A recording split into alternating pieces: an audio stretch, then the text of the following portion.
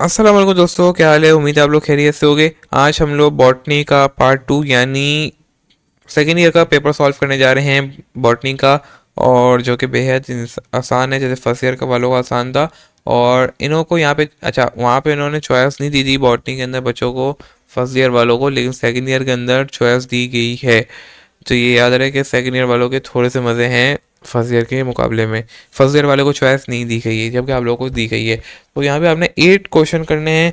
और इसके अंदर जो सबसे पहला आपका सवाल आता है, हम short and long period MCQ की तरफ जाएंगे। शॉर्ट के अंदर कहा जाता है कॉज और सिम्टम कोरोना वायरस बता दें। ये भी बहुत ही आसान आप कर लेंगे आराम से, कॉज और सिम्टम बताने में। और अगर किसी को ये नहीं आता तो मेजर मैकेनिज्म डिजीज मैनेजमेंट कैसे करती है ये भी आप बता सकते हैं, ये भी आपके लिए आसान है। लेकिन जो मालूम है सब लोग पहला वाला भी कर सकेंगे। Define expectation, different type of expectation हमने बता देनी है, ये भी आसान है, ये भी हम पढ़ चुके हैं। वर्ड ट्रेस क्रॉस, ये क्रोमोसोम का सवाल है। ट्रेस क्रॉस क्या होता है, क्रोमोसोम जहाँ पे जो क्या होते हैं क्रॉस करते हैं। एक्सप्लेन चेक बॉक्स सर, जिसमें एक्स वाई की हमने जो है पूरी वो करके दी थी आपको, एक्स एंड वाई को जो हमने डिफ्रेंशिएट करके दिया था। Differentiate renewable and non renewable resource बहुत ही आसान है, बता दें कि कौन सा रिन्यूएबल नॉन रिन्यूएबल है, क्योंकि क्या होते हैं रिन्यूएबल नॉन रिन्यूएबल। रिन्यूएबल जो कि रिन्यू कर दिए जाते हैं, जैसे सनलाइट हो गई। नॉन रिन्यूएबल जो कि आपके फॉसिल फ्यूल्स हो गई। ये सारी चीज़ें आ गई। हमने अच्छे से डिटेल में बताने 5 पॉइंट तो लिखने होंगे, हम बता चुके हैं पहले ही अपने लेक्चर्स के अंदर। What is the role of DNA ligase और इनर आयरन टेक्नोलॉजी। लिगेज का क्या काम होता है, ज्वाइंटिंग का काम होता है।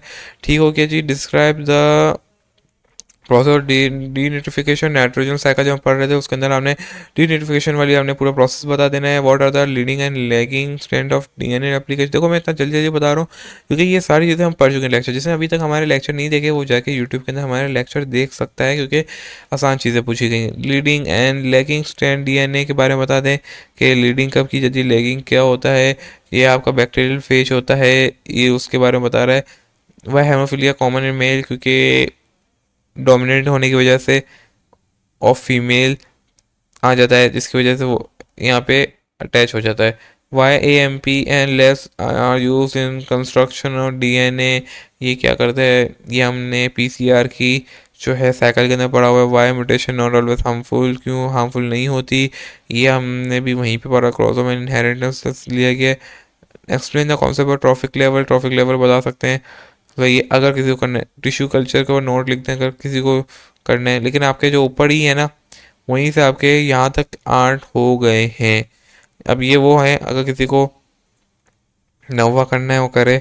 अगर उसमें से इसको नहीं आ रहा है एक्सप्लेन द ट्रॉफिक लेवल नहीं अगर वहाँ से टिश्यू कल्चर रेप्लिकेशन डीएनए, एक ये भी कोई कर सकता है। लेकिन वो आर डी आसान थी तो उसमें से ही आपके काम बन गया है। लेकिन ये भी एक आसान है। Why O negative blood individual consider universal donor, ये भी आसान है। क्यों कहा जाता है, क्योंकि इसमें ना पॉजिटिव ना नेगेटिव है। ये हर एक को दिया जा सकता है इजीली, तो वो हर कोई एक्सेप्ट कर लेता है। ये भी हर कोई कर लेगा अगर किसी को करना हो। ये डार्विन की थ्योरी वालों में से लिया गया है, एवोल्यूशन के चैप्टर से लिया गया, लेकिन आपके वहीं तक हो गए। अगर किसी को नहीं आ रहा तो यहाँ से भी उठा सकता है इनमें से भी। तो ये था हमारा शॉर्ट का, बहुत ही आसान है। उन्होंने पेपर आप लोग को बनाया फर्स्ट ईयर के मुकाबले में।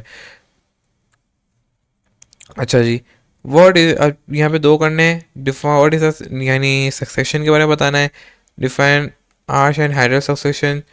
अगर किसी को ये नहीं करना, मुश्किल लग रहा है, वैसे तो है आसान, जल्दी हो जाएगा, छोटा है। लेकिन अगर नहीं यार लेटेस्ट टेक्नोलॉजी ना तो करो मैंने फुल फिर आपको ये बताना पड़ेगा, थोड़ा डिटेल में जाना पड़ेगा। ओके, डिटेल में जाना पड़ेगा 4 वाले को।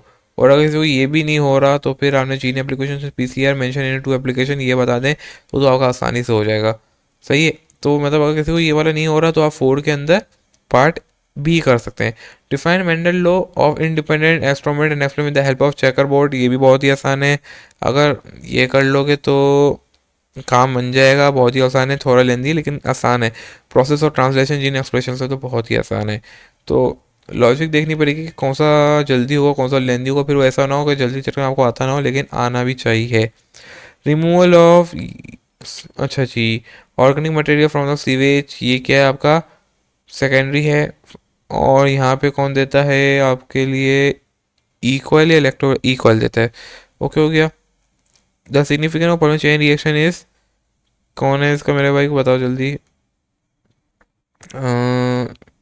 डीएनए डीएनए, ठीक है। जीन इलेक्ट्रोफोरेसिस, अच्छा ये क्यों है, अगर हम ये मालूम कर लेंगे तो हमारा जीन का एक्सप्रेशन पता चल जाएगा। सही है। प्रोटीन डिटेक्ट हो जाएगी, कौन सी प्रोटीन है, एंजाइम कौन सा बन रहा है, और मैपिंग क्या है, कहाँ पे ये वर्क कर रहा है, तभी ये है। वरना देखा जाए तो इनमें से कोई भी हो सकता है, लेकिन जो बेस्ट है वो ये वाला है। Gene electrophile use in a fragment significant of this technique is called ji gene variation sequence. अगर आप डीएनए का मालूम कर लोगे तो उससे आपका जेनेटिक डिसऑर्डर भी मालूम हो जाएगा, वेरिएशन भी मालूम हो जाएगी, स्टडी भी हो जाएगी। तो बेस्ट ऑप्शन कौन सा होगा, ये वाला। एक काम से तीन शिकार हो जाते हैं, तभी हम बेस्ट ऑप्शन का ये आंसर है। Genomic mail are useful for identifying the gene with the specific disease.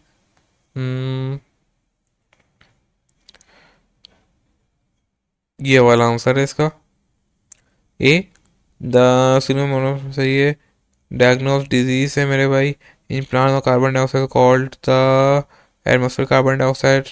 Okay, ये जो एड वाला है ये आप देख लेना, मुझे सही याद नहीं है इसका। आगे चलते हैं। The theory of natural selection lacking the एट्रोनॉमी।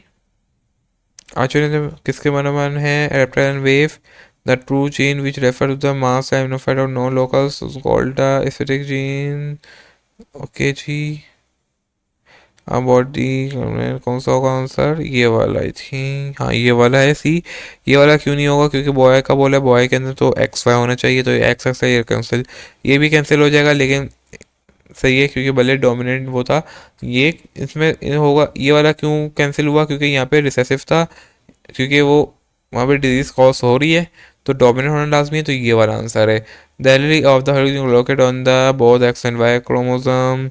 Okay जी, कितने, 20 मोर देन 30 हैं, ठीक है। Plant having stony flower from the, यार ये मुझे याद नहीं है, nitrogen base and RNA. Uracil का होता है थाइमिन जो डीएनए में होता है, और डीएनए के अंदर थाइमिन होता है, आरएनए के अंदर आपका यूरासिल होता है। ठीक हो गया जी। तो ये था आप लोगों का पेपर, जो कि बहुत ही आसान था सेकेंड फर्स्ट ईयर के मुकाबले में। सेकेंड ईयर वालों का और जल्दी हो जाना चाहिए वक्त से पहले, क्योंकि इससे आसान पेपर मैं समझता हूँ बना ही नहीं है अभी तक। जूलॉजी का हम पेपर सॉल्व कर चुके हैं, बॉटनी का कर चुके। अब इंशाल्लाह जल्द से जल्द केमिस्ट्री का भी पेपर आ जाएगा, तो उसके लिए आपने वेट करना है। और अगर चैनल को सब्सक्राइब नहीं किया हुआ है तो जल्द से जल्द उसे सब्सक्राइब कर दें। तो मिलते हैं नेक्स्ट वीडियो के अंदर। टिल देन, अल्लाह हाफिज़।